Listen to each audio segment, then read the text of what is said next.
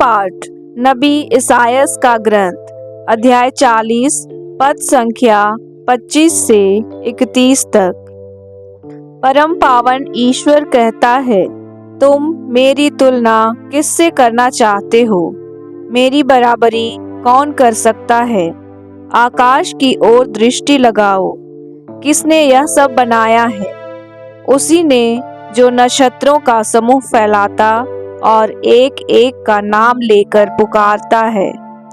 उसका सामर्थ्य इतना महान है और उसका तेज इतना अदम्य कि एक भी नक्षत्र अविद्यमान नहीं रहता।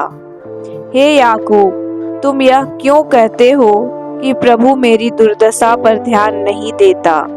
मेरा ईश्वर मुझे न्याय नहीं दिलाता।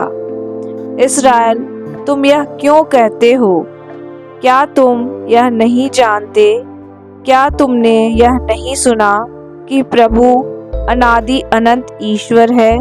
वह समस्त पृथ्वी का सृष्टि करता है। वह कभी क्लांत अथवा परिश्रांत नहीं हो जाता। कोई भी उसकी प्रज्ञा की था नहीं ले सकता।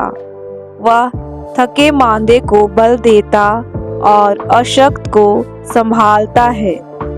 जवान भले ही थक कर चूर हो जाएं और फिसल कर गिर पड़े, किंतु प्रभु पर भरोसा रखने वालों को नई स्फूर्ति मिलती रहती है। वे गरुड़ की तरह अपने पंख फैलाते हैं। वे दौड़ते रहते हैं किंतु थकते नहीं। वे आगे बढ़ते हैं पर शिथिल नहीं होते। प्रभु की वाणी। भजन अनुवाक्य। मेरी आत्मा प्रभु को धन्य कहे। मेरी आत्मा प्रभु को धन्य कहे। मेरा सर्वस्व उसके पवित्र नाम की स्तुति करे।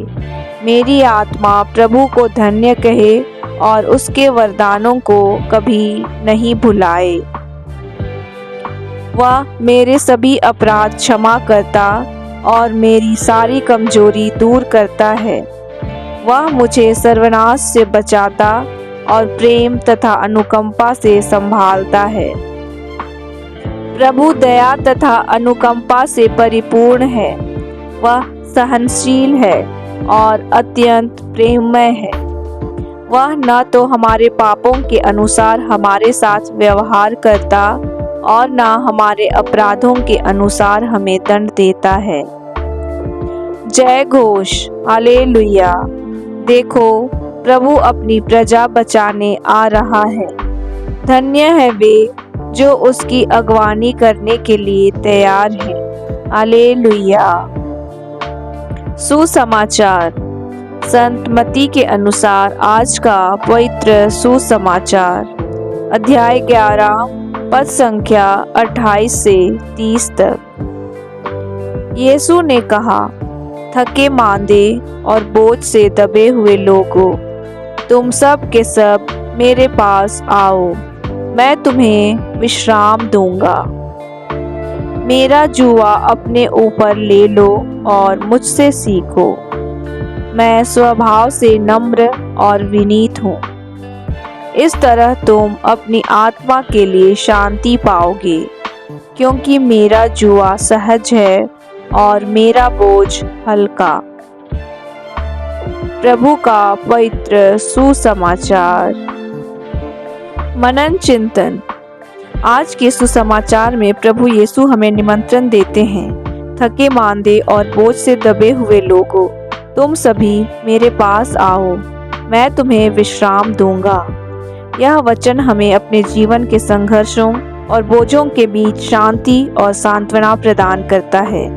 प्रभु यीशु हर थके हुए और बोझिल व्यक्ति को अपने पास आने का आह्वान करते हैं। यह निमंत्रण न केवल शारीरिक थकान के लिए है, बल्कि मानसिक, भावनात्मक और आत्मिक थकान के लिए भी है। जब हम समस्याओं से दबे होते हैं तो प्रभु यीशु हमें विश्राम देते हैं।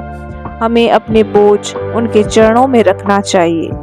प्रभु यीशु कहते हैं, मेरा जुआ अपने ऊपर ले लो और मुझसे सीखो, क्योंकि मैं नम्र हूँ और मेरा हृदय विनम्र है। यह जुआ कठिनाई का नहीं बल्कि प्रेम और विनम्रता का है।